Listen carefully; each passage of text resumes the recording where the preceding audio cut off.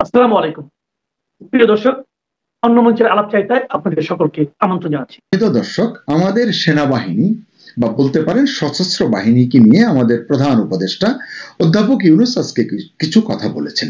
এই কথাগুলো আমরা একটু আলোচনা করব, বিশ্লেষণ করব এবং আমরা গত প্রায় ১.৫ বছরের সেনাবাহিনী, জনগণ এবং এই গণ আন্দোলন, এই বিষয়গুলো নিয়ে একটু ছোট করে কথা বলবো।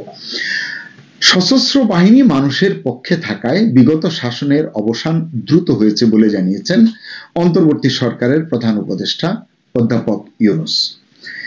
আজকে ১৯ নভেম্বর বুধবার তিনি মিরপুর সেনানিবাসে defence services and command and staff কলেজে গ্রাজুয়েশনে এই কথাগুলো তিনি বলেছেন। প্রধান অতিথি হিসেবে তিনি উপস্থিত ছিলেন, তিনি এই কথাগুলো বলেছেন।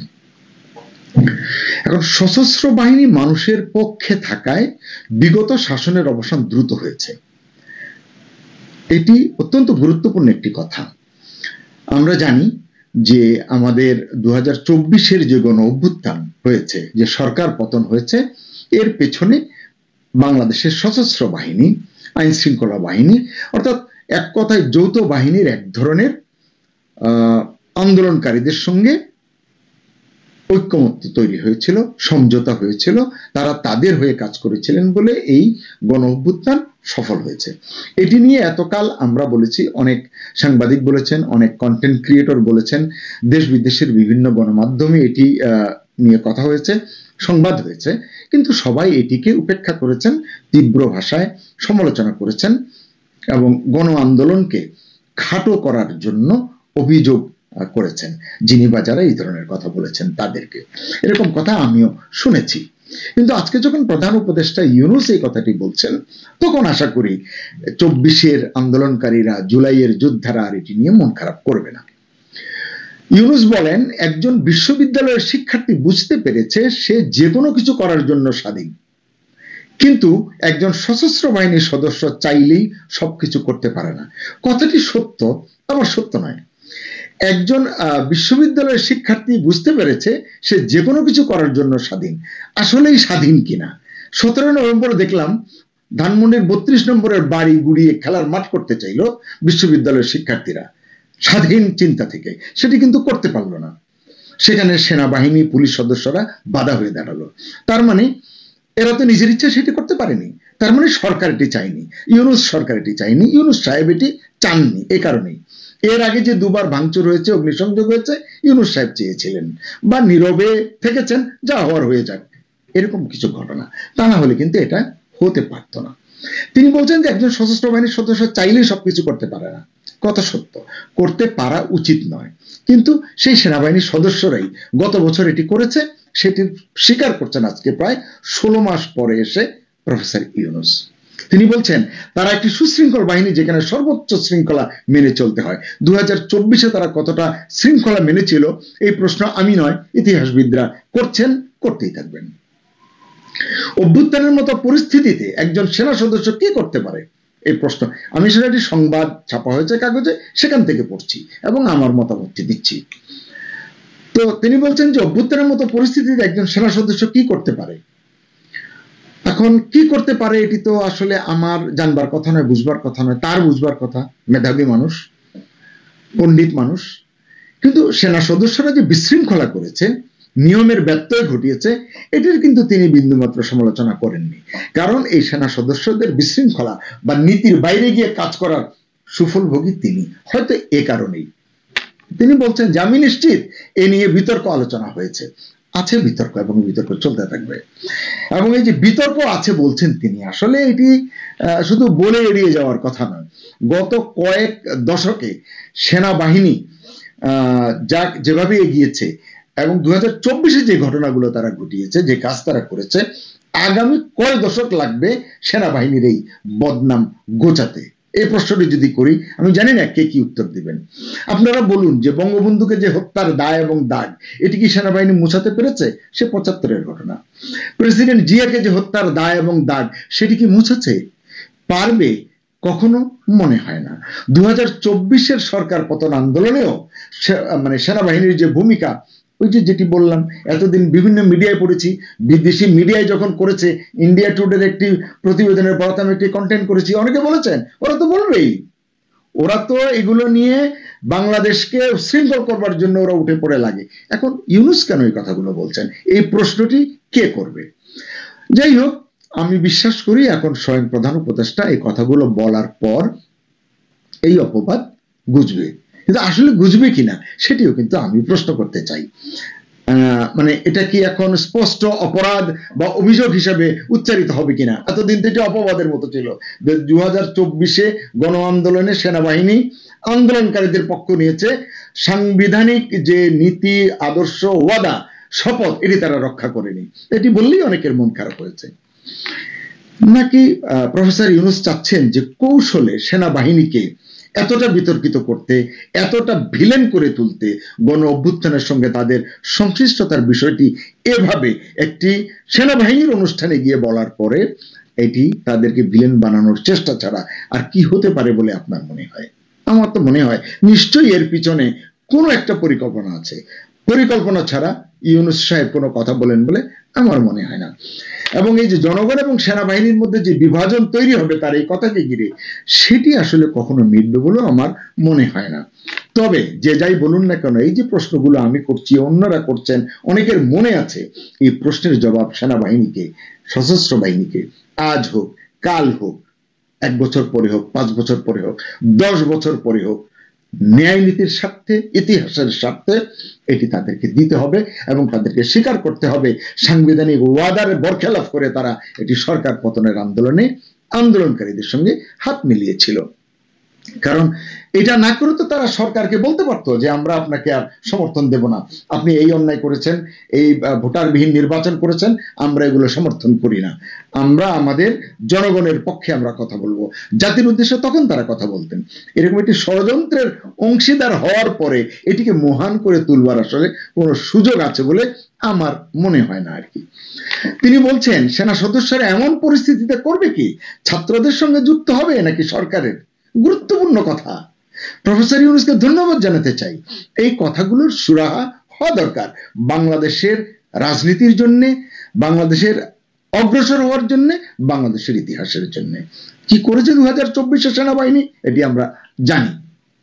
এখন যখন সোশ্যাল মিডিয়ায় সেনা প্রধানকে নিয়ে ব্যঙ্গ ছবি দেখি, নানান ধরনের, আমি শব্দটি উচ্চারণ করতে চাই না, এটি আমাদের মাথাকে হেট করে। জানি না প্রফেসর ইউনূসকে এটি স্পর্শ করে কিনা, আন্দোলনকারীদের এটি স্পর্শ করে কিনা। আন্দোলনকারীরা এটি বুঝে বলেই তো আমার মনে হয় না, তারা এটি স্বীকার করে বলেও আমি বিশ্বাস করতে চাই না। তাদের আচরণে, তাদের বক্তৃতায়, তাদের বডি ল্যাঙ্গুয়েজে আমি এটা বিশ্বাস করি না। যাই হোক, তিনি বলছেন যে এই প্রশ্নে, মানে সেনাবাহিনী কোথায় যাবে, এই প্রশ্নে বিভক্ত হয়ে পড়ার কথা যে কারোর পক্ষে দাঁড়াবে। কিন্তু আমি মাননীয় প্রধান উপদেষ্টাকে প্রশ্ন করতে চাই, তাহলে নীতি নৈতিকতার কথা কে বলবে? আপনি তো একজন প্রাজ্ঞ, বিজ্ঞ, ওয়ার্ল্ড সেলিব্রিটি, আপনি এটি বলবেন না? আপনি সংবিধান কি বলে সেই আলোকে কথা বলবেন না? জানি না আসলে কে কি উদ্দেশ্যে কথা বলেন। তিনি বলছেন বাংলাদেশ একটি সৌভাগ্যবান দেশ যে আমাদের সশস্ত্র বাহিনী তাদের প্রধানদের, কোট আনকোট, আমাদের সশস্ত্র বাহিনী তাদের প্রধানদের নেতৃত্বে দেশের মানুষের পক্ষে প্রতিশ্রুত ছিল। প্রধান উপদেষ্টাকে বলতে চাই, কাল সকালে যদি এই সেনাবাহিনী এখন জনগণের যে অভিপ্রায়, জনগণের যে মতামত তার পক্ষে দাঁড়ালে 1 সেকেন্ড আপনি ক্ষমতায় থাকতে পারবেন কিনা, ভেবে কথা বলা দরকার। তিনি বলছেন যে যার কারণে বিগত শাসনের অবসান দ্রুত হয়েছে। সেনাবাহিনী, আইন শৃঙ্খলা রক্ষাকারী বাহিনী যদি বলে এনাফ ইজ এনাফ, আমরা আর পারছি না স্যার, তাহলে কিন্তু সকল খেলা সাঙ্গ হয়ে যাবে। এ প্রসঙ্গে আমার একটা কথা মনে হলো যে অবশেষে স্বীকৃতি পেলেন জেনারেল ওয়াকারুজ্জামান, সেনাপ্রধান।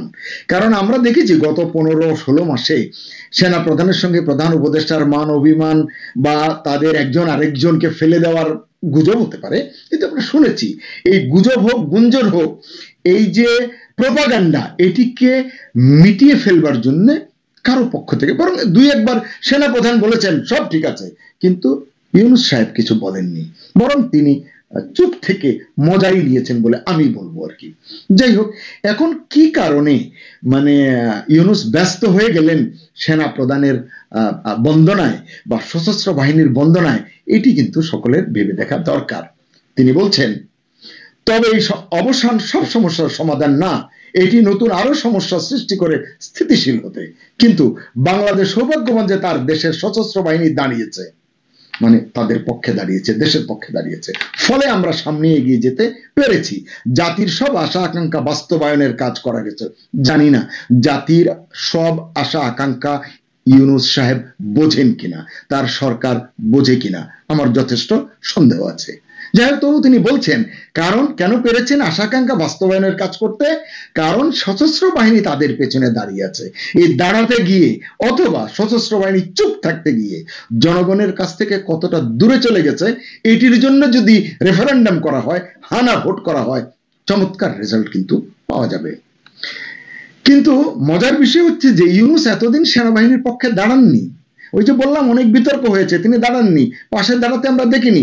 যখন একেবারেই মুখোমুখি অবস্থায়, যখন এরকম একটা বিস্ফোরণমুখ পরিস্থিতি হয়, প্রধান উপদেষ্টা সেনা প্রধানকে বাতিল করে দেবেন, অথবা সেনা প্রধান গিয়ে বলবেন এনাফ ইজ এনাফ, আপনাকেও চলে যেতে, এরকম পরিস্থিতি জনমনে হোক ভুল, সেটি শুধরানোর দায়িত্ব, জনগণকে সঠিক বার্তা দেওয়ার দায়িত্ব কিন্তু সরকারের, সেটি সরকার করেনি। তাই আমার মনে হয় না, মানে যেভাবে সেনাবাহিনী সমালোচনার মুখে পড়েছে, মানুষ এবং সেনাবাহিনী এখন অলমোস্ট মুখোমুখি, একটা সাধারণ মানুষও সেনাবাহিনীকে নিয়ে এখন কুরুচিপূর্ণ কথা বলবার সাহস পায়।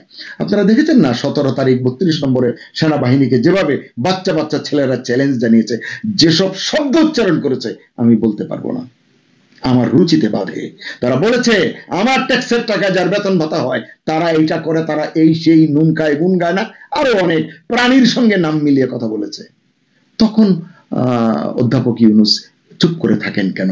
এর আগে আমরা দেখেছি হাসনাত আব্দুল্লাহ, নাসিরউদ্দিন পাটোয়ারি, তারপরে যে কি আসাদুজ্জামান ফুয়াদ নামে একজন আছে, আরেকজন কি হাদি, এরা যখন সেনাবাহিনীকে বকাঝকা করেছে, গালমন্দ করেছে, নানান কটু কথা বলেছে, নানান ধরনের চ্যালেঞ্জ করেছে, মানে সেনানিবাসের দেয়াল ইট খুলে নিয়ে যাওয়ার কথা, ডিজিএফআই ইট খুলে নিয়ে যাওয়ার কথা বলেছে, ওয়াকার সাহেব এটিকে সন্তান সম বলে এড়িয়ে গেছেন। ভেতরের রহস্য কি জানি না।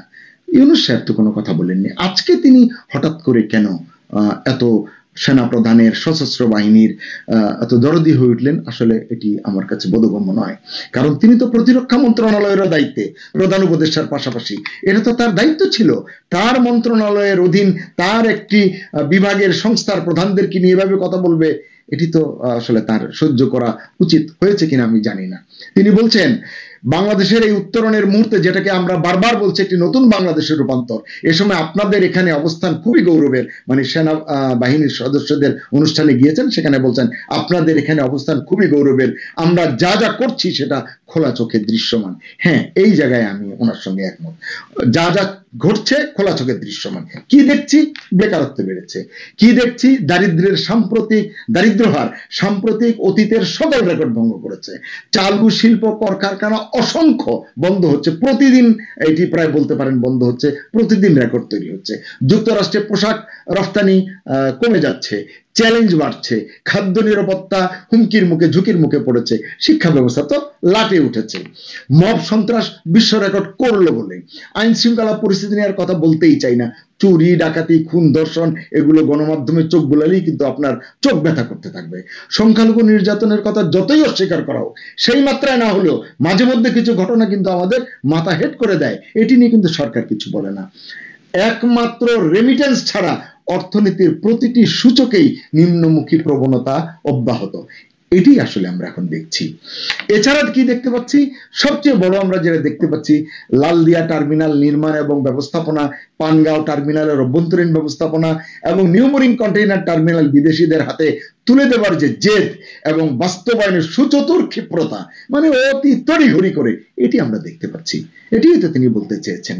তারপরে সেন্ট মার্টিন করিডোর নিয়ে কি কোনো সত্যিকার ঘটনা কেউ জানে না, জনগণ জানে না, সরকার কিন্তু এই বিষয়গুলো নিয়ে যত প্রশ্নই উঠুক চুপ করে থাকে। এমনও শোনা যাচ্ছে আন্তর্জাতিক শাহজালাল আন্তর্জাতিক বিমানবন্দর, চট্টগ্রামের শাহ আমানত বিমানবন্দর এগুলো নাকি বিদেশিদের ব্যবস্থাপনায় ছেড়ে দেওয়ার একটি প্রক্রিয়ার ভিতর দিয়ে সরকার কাজ করছে। আসলে এই সরকার তো বিদেশিদের সরকার, বিদেশিদের চাওয়া পাওয়ার সরকার। ফলে এই সরকার বিদেশিদের ছাড়া কোনো কাজ করতে পারে বলে এটি মনে করে না। যতই তারা বলুক আমরা এই দেশটিকে এই করব সেই করব, বিদেশিরা এখানে আসবে, আসলে কথা ঠিক আছে, ভিন্ন ফরম্যাটে আসবে, এটি হয়তো তিনি বলেন না।